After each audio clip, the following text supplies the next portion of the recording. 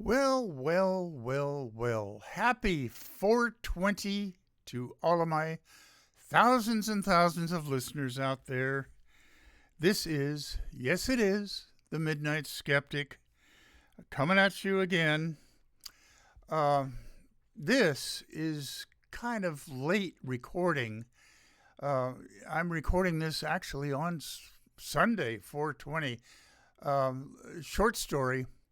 Last Saturday, I came down with pneumonia and in my right lung, and my son took me to Kaiser ER, where they admitted me right away, and I spent the whole last week in the ICU unit, which is kind of unusual because after a day or two in ICU, they usually assign you to a room at the Kaiser Hospital down in Santa Fe. But I spent the entire time in ICU this time, and I gotta say that the nursing staff at Kaiser ICU were just wonderful. And the nursing staff was wonderful. And when you're in a hospital, don't be too demanding. Smile at the help and talk to them all using their first names. It's appreciated. Believe me, it is. And, ask them how their shift's going. And ask them where they got their RN degrees or their LVNs, and they appreciate a little bit of conversation and acknowledgement that they are human beings like you are. So, if you ever go into the hospital, again, I really recommend that. Just be friendly and don't be a Debbie Downer, always complaining about, I'm too hot or I'm hurting here, Let them do their jobs also. Don't try to help them because it rarely ever is a real help. But anyhow, this rant is very late. It's Sunday, 420, celebration of all things cannabis. I can't think of any other thing that's going on this Sunday. Laugh out loud. We're having a Easter dinner here. Okay, won't go into that. Right now, it's about 12:25, and I want to get through this really quickly. It's going to be a relatively short rant. So let's go with our planned music right now.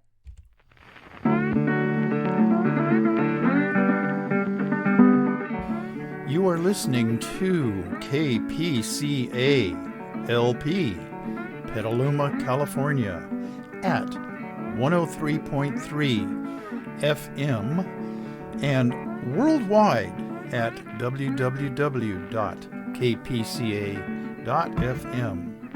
And this is the Midnight Skeptic.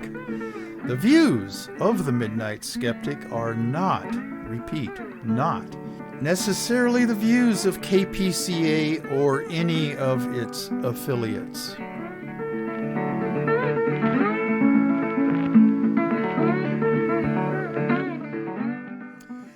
Like the message behind the playing music says, my opinions, and I give them out freely, are my own. They don't have anything to do with Petaluma Community Access or KPCA or, well, I guess even YouTube, because this recording is going to go out tonight at the usual time, 9 o'clock p.m. Pacific Standard Time.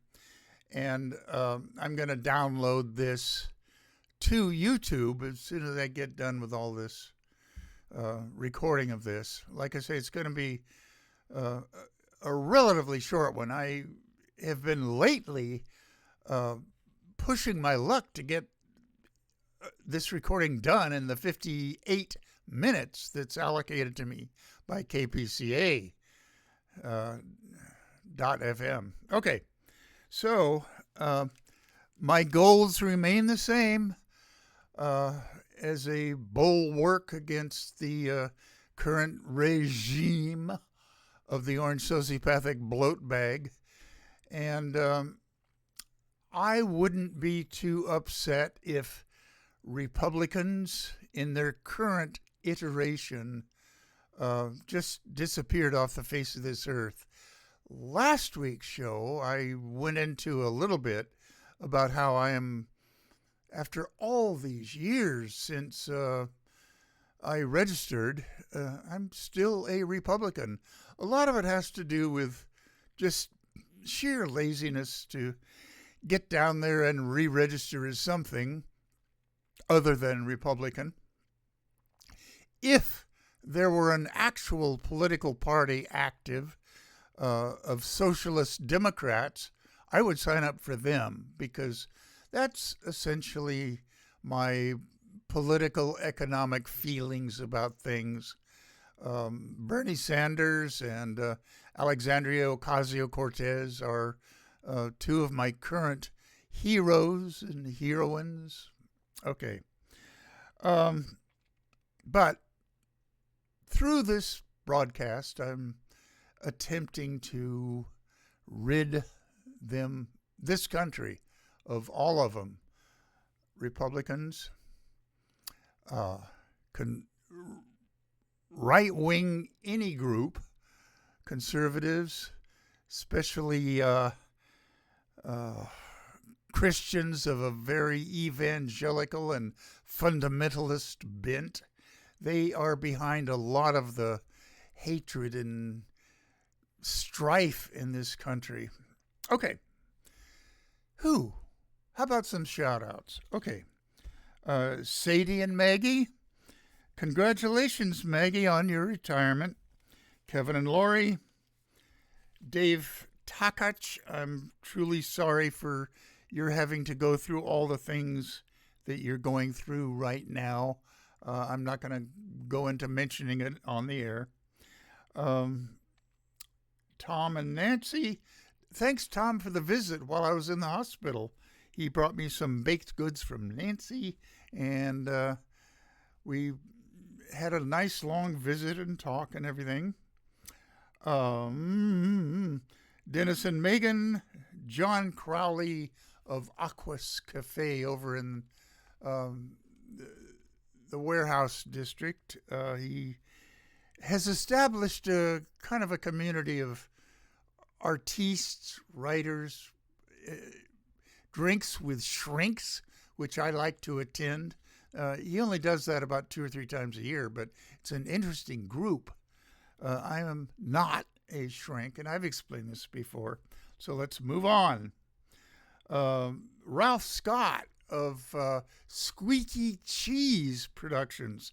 That's an audio book production company. Mickey Huff and Project Censored back at Ithaca College, and Andy Lee Roth and Nolan Higdon, who are 2 professors down at UC Santa Cruz, who help with Project Censored, and Shaylee Voitel. I'm really not sure what her function is, but she helps Mickey Huff get out the newsletter for Project Censored, and the State of the Free Press is out now from the printers, 2025. So go online and buy a copy of that. Okay. Where am I? Off my notes as usual. Nariman Shahar Garai, who owns La Dolce Vita Wine Lounge here in downtown Petaluma, and Tony Lombardi of Lombardi's Wine, and he's not in my notes, but I remembered him. He makes 2 wines, Chardonnay and, oh boy, talk about brain freezes. A very nice red wine. Okay, and I forgot his wife's name. Brain freeze. Okay. Rabbi Ted Feldman of B'nai Israel, he's retired now. Art Kuznets, Tom Gaffey at the Phoenix Theater, The Godfather 2, the alternative teen set around here. Yvonne and Rick down in San Francisco. All right. Last Saturday, I was having a game afternoon, and I truly appreciate you guys making it up here. Stan, Rich, Eric, Tim, they're the Liars Dice Group, and it was that Saturday that I just was so kind of out of it with pneumonia that they called my son Dennis, and he took me down to the ER. Okay, further down to the LA Valley area, Aunt Jackie and her daughter Samantha and her little boy's birthday. Happy birthday, Dave.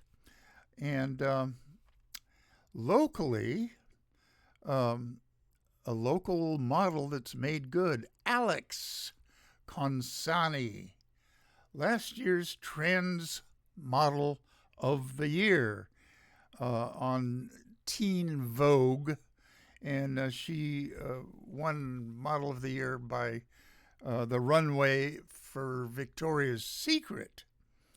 Okay, over to Arizona, my brother Brandon and his wife Mina and their daughter Andrea, her husband Tim, retired Marine, booyah, and their 3 little boys. I think the oldest now is 8, 6 and 4, something like that, or 9, 7, 5. Okay. I'm going to try to visit them this summer, so and get to know them a little bit better. It's been a while since I've seen them. Okay, up to Arizona. Shannon Reed. Then over to Florida, Nelson and Alice Lydell. And on the east coast of Florida, boy.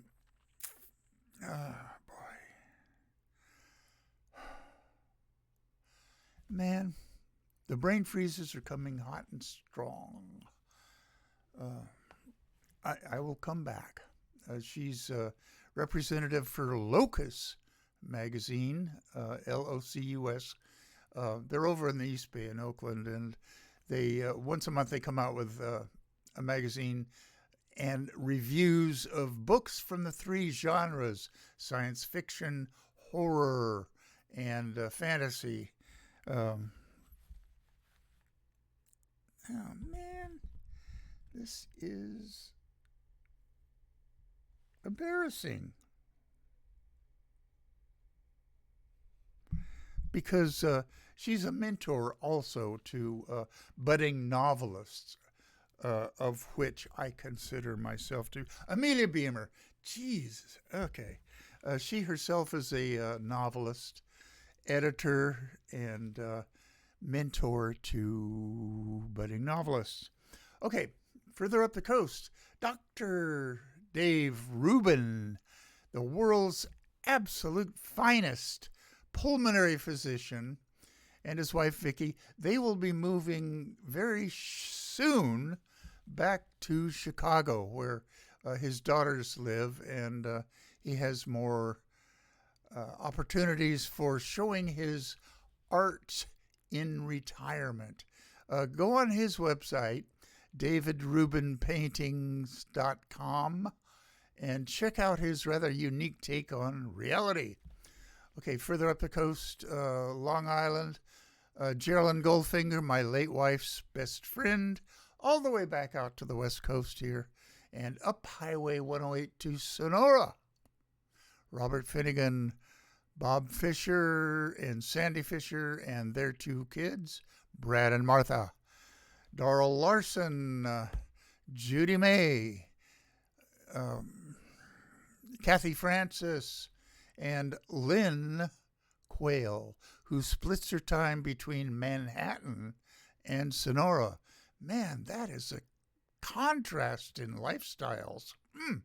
Okay, further up Highway 108 to the quaint town of Twain Harte, John Gleason, and his two daughters, Jennifer and Tiffany. Boy, I hope, Tiffany, you get better as soon as possible. Tiffany's living in Colorado now. I'm not sure exactly where Jennifer is, but anyway, good health to you all. Okay, all the way down to Mexico City. Rosamalia Lopez Negrete, who I understand from the last time I've contacted her that she's not a real big fan of Mexico's newly elected president, Claudia Sheinbaum. But I'm a great fan of President Sheinbaum because she won't take any crap from the orange sociopathic bloat bag, who is the dictator wannabe of our country. And I can't remember the name of the premier or president or whatever he is of Canada, but I wish him luck also in putting up and fighting back against our orange sociopathic bloat bag. Their Canadian guy is extremely well educated, unlike our doofus. Okay, enough of the shout outs. That's it. Okay, let's see. I got to get back on my notes. Okay, the first thing, this isn't exactly good news. I promised all my listeners out there that I would begin every program with a bit of good news, and I failed to do that. I'm making all these last-minute notes, just getting ready for this rant because of deadlines. It is Sunday, and there's not much time left. Okay, crazy Quora question, and I'm going to use my whiny voice because obviously it was submitted by some fundamentalist Christian, some evangelical who is a believer. Okay, crazy Quora question. Why are there no eyewitness accounts of Jesus? Okay, that was the question on Quora. And then whoever the guy was that answered it, he was, tried to answer it honestly and forthrightly. Quote, no contemporaries who lived while Jesus was alive and performing miracles wrote a single word about Jesus outside of the Bible. His miracles supposedly were witnessed by crowds of 4,000 to 5,000 people, and they were shouting, Hosanna! Okay, which means save us. Okay. The books of the Bible were written way, way, way after all of these things were supposedly occurring. The Romans did not mention him at all in their own historical writings. I'm trying to remember the name of the Jewish Roman historian who recorded the destruction of the temple in 70 AD. I edited way back when I was going to Sonoma State for my master's, which I did not finish, by the way. I edited this friend of mine's paper. It'll pop into my mind. There are so many things that pop into my mind. Okay. All right. JFK Wormbrain Jr. All right. In the administration of the orange sociopathic bloat bag is just one of many doofuses that are ignorant and uneducated, and their whole reason for being in the cabinet is loyalty to the orange sociopathic bloat bag. 2 weeks ago, there was out on YouTube, or maybe it was TikTok, I'm not sure which, but again, at a full-on cabinet meeting called by the orange sociopathic bloat bag, they went around there's, I don't know, 20 of them or so. They went around the cabinet table, each in turn saying how wonderful a guy the orange sociopathic bloat bag is, how honored we are to serve with this orange guy. It was so embarrassing to watch this. And I watched it again in his first administration back in 2016 through 2020. We are, they would go around. We are so honored to help you in your efforts to make this nation great again. And they were having trouble coming up with new good things to say about him. And he sat there kind of with a sort of a smile on his face, appreciating all the adulation. He can never get enough of it. He is a sociopath. Okay. All right. Enough of that. One of the new guys in the cabinet is Dr. Marty Makary, capital Makary. He's been appointed by the orange sociopathic bloat bag as commissioner of the Food and Drug Administration, the FDA, that helps keep our food supplies safe. And they were talking about the causes of autism. And he said, I think this was on the Megyn Kelly show, that troll. He said environmental exposures and dietary exposures and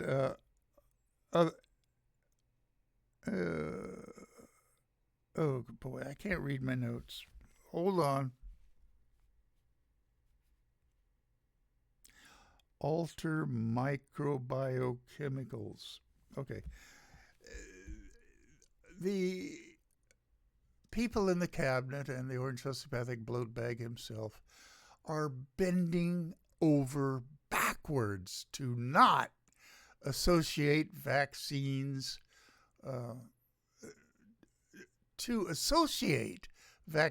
with autism.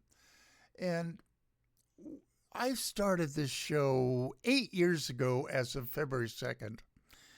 And shortly after that, 3 or 4 or 5 shows into it, I don't remember exactly when, I went over the Andrew Wakefield debacle over in England.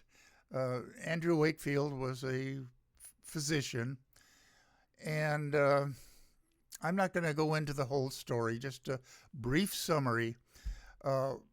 He conducted a study, a clinical study, and it wasn't really, he had 12 subjects, little kids, that demonstrated symptoms of autism. And he wrote this study up, submitted it to The Lancet, which is the premier medical journal over in England. And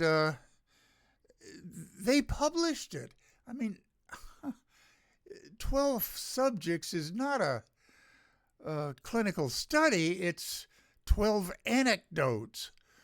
And anyway, they published it. Okay. Now, cut ahead a year or so later to the Oprah Winfrey Show when she had some celebrity on her show who has two boys that have autism.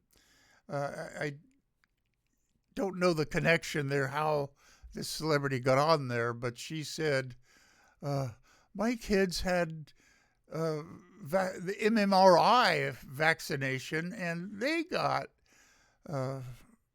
autism. All right. There is no cause and effect relationship there, but Oprah ran with the story, as did this celebrity mom, and it spread from there. And well, cut ahead about 3 or 4 years now, and the Lancet, the premier medical journal, revisited this article and retracted it. Do you know how bad a clinical study has to be in order for a medical journal to retract their own article? It rarely happens. But going further on with this, Dr. Andrew Wakefield lost his medical license over in England for doing that. Well, he immigrated to the United States. I don't know where he is now, but I think he is still a believer. Excuse me, I need to lubricate my throat.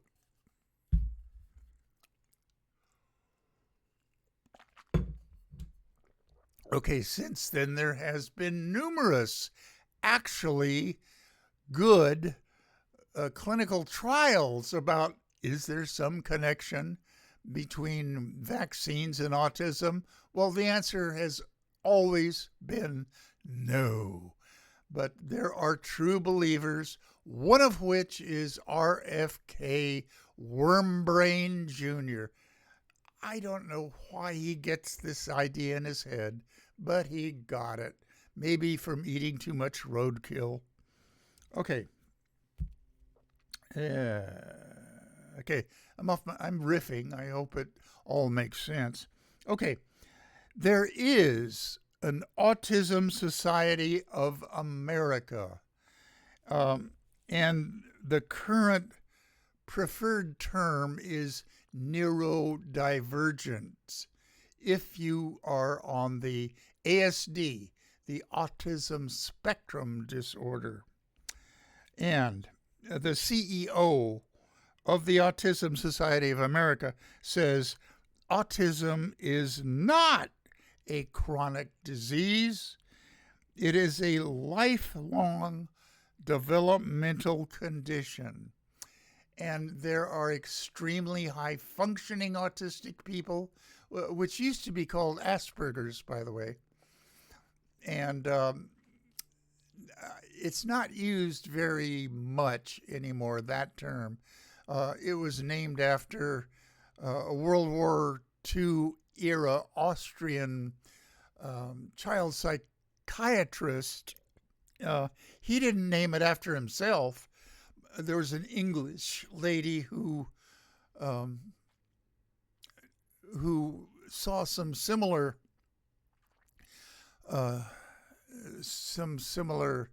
situations in her children's practice, and she named it Asperger's syndrome, and it's since kind of dropped out of use.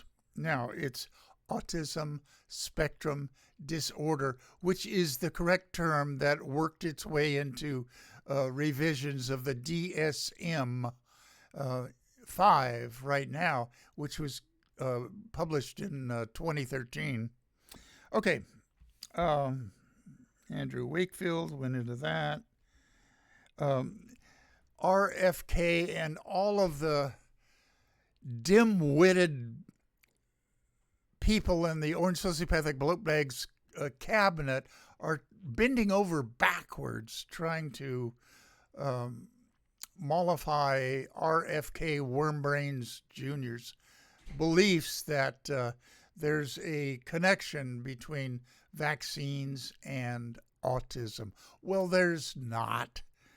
Um, I don't know exactly how many clinical studies have been done to disprove that, but it just lost on RFK Wormbrain. Okay.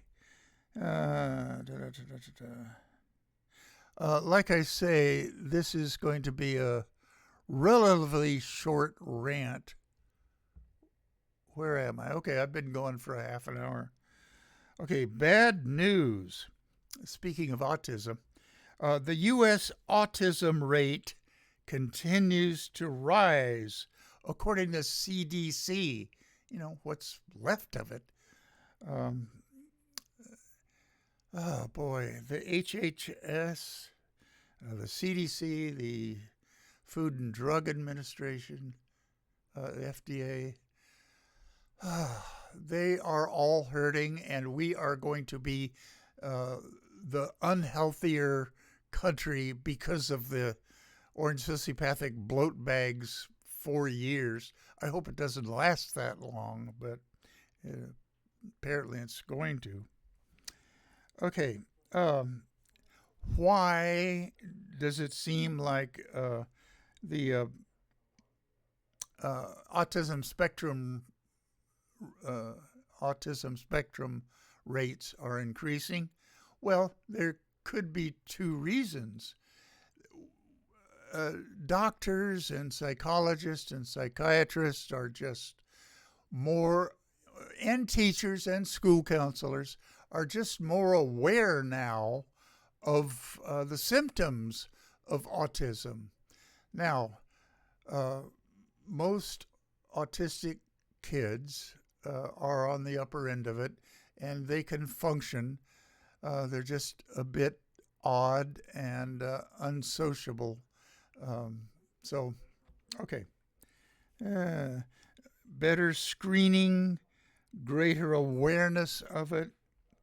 And this report that came out that said this, according to the CDC, says the growth rates of autism is going up. Okay, it came out on the 15th of this month, Tuesday, in fact.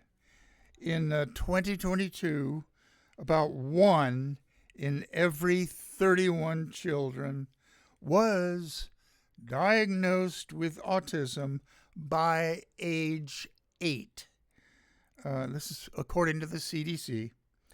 Boys have consistently had higher rates by a ratio of about 3-1 over girls. But the gap is narrowing as counselors, teachers, psychologists, psychiatrists are becoming aware of the conditions of autism displayed by girls. Okay. But right now, actually, this was 2022. The ratio is about 3-1. It's narrowing. Okay. Health and Human Services Secretary RFK Wormbrain Jr. just announced that he is launching a massive testing and research to find out the causes of the growth of autism spectrum disorder in children. And he did this at his first news conference recently. I think it occurred this week on ASD. And the things he said about autistic people were just totally wrong. It was a display of his total uneducated ignorance about autism. He said that they will never have to have, or they will never be able to have relationships. They will never have a career of any kind. They will never he was just totally wrong and stupid and hurtful to the people that are within the Autism Society of America. And it won't do any good for him to sit down for an honest conversation with the CEO of Autism Society of America. It would just be lost on RFK Wormbrain. Okay. All right. Now, I'm going to read you bits and pieces of this article from today's Sunday San Francisco Chronicle. It's frightening. It really is. Okay. Now, there's a picture of the orange sociopathic bloat bag it's just a picture of him. I wish they wouldn't waste so much time on his face in magazines, newspapers, and especially on news broadcasts. Just tell us what the orange sociopathic bloat bag said. You don't need to fill the whole TV screen with his ugly face. Okay, so here is... Yeah, that's what I'm talking about. I'm holding this paper up to the camera right above my computer screen. Okay, and President Donald Trump awaits reports from his Secretaries of Defense and Homeland Security, Kristi Noem, Botox lips, that he might use as justification to, are you ready for this, listeners? Invoke the Insurrection Act and declare martial law.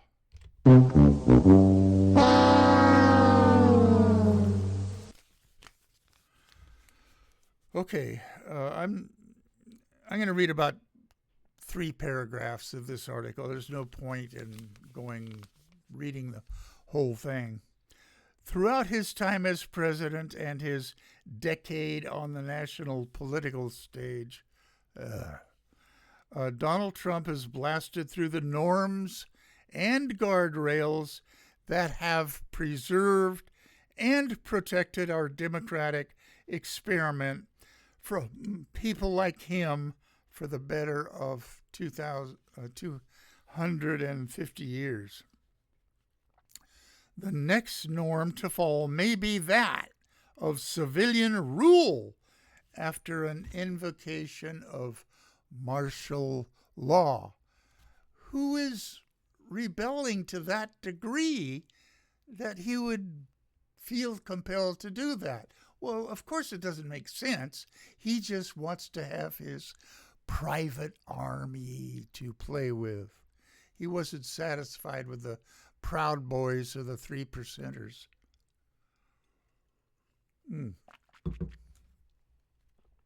Throat lube.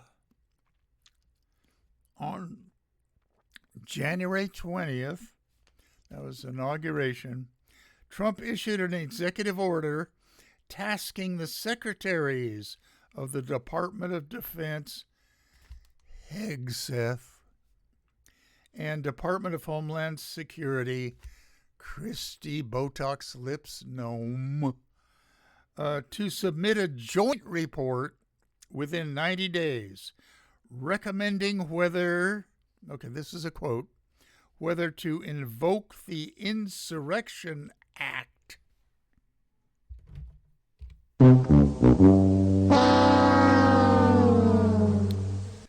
The deadline for that report is, are you ready for this? Today, 4/20. All right, now, skip.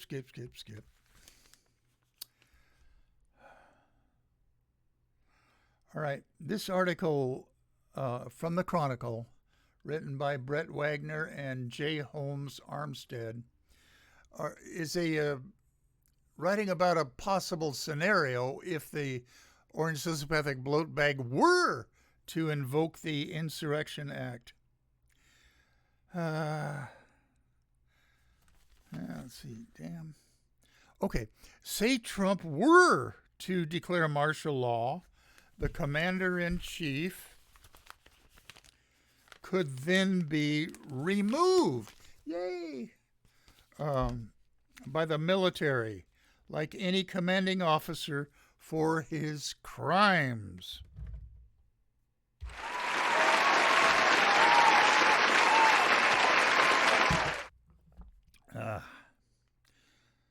Especially when issuing an order that is itself a crime. The applicable authority is in Army Regulation 600 through 620, which addresses command function and the command that focuses on causes for removal. Yay!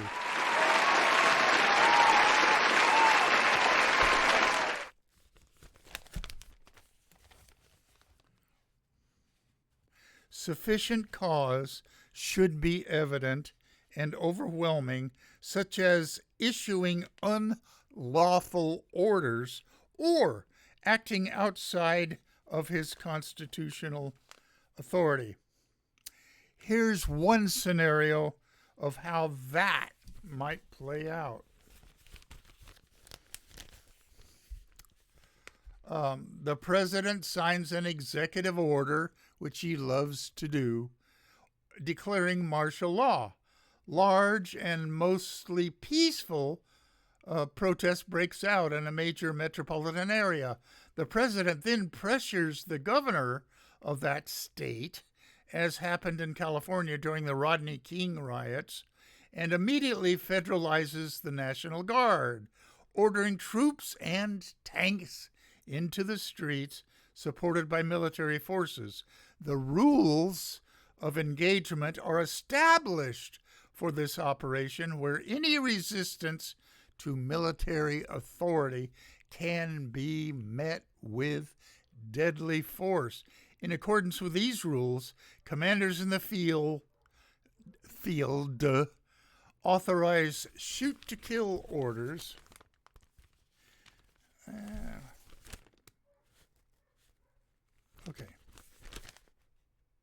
against presumed rioters.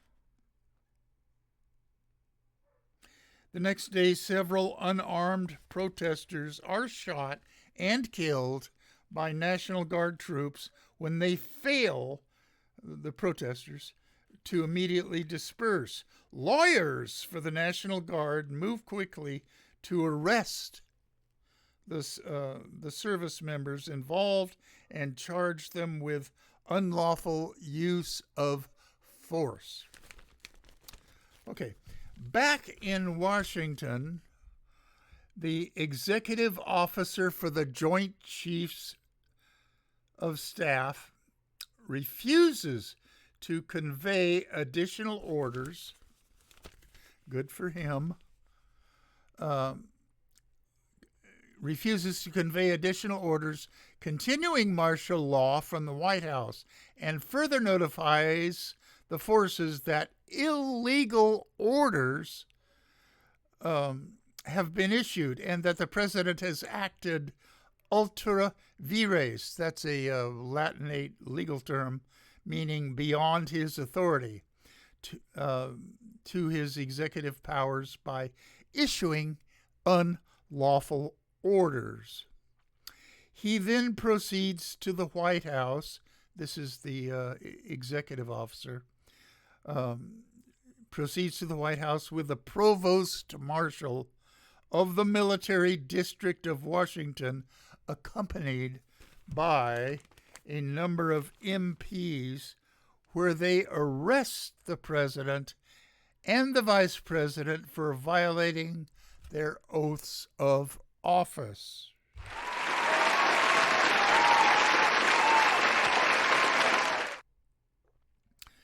We are now at an unprecedented moment in American government. What happens next? Does the Speaker of the House automatically assume the office of the presidency? Oh, God, heaven forfend Mike Johnson should ever be elevated to the presidency. He believes that the whole universe is 6,000 years old, according to the Bible.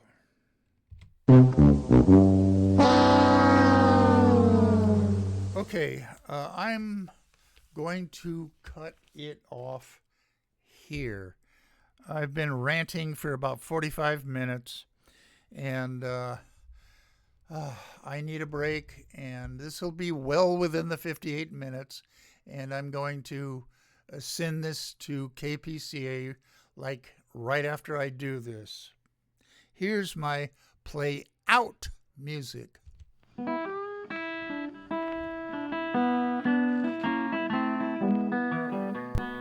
You have been listening to The Midnight Skeptic on KPCA LP, Petaluma, California, and we're at 103.3 on the FM dial and worldwide at www.kpca.fm. Support community radio at patreon.com/Petaluma Community Access. And remember, think critically, think logically, but live joyously, and most importantly, pet your cats.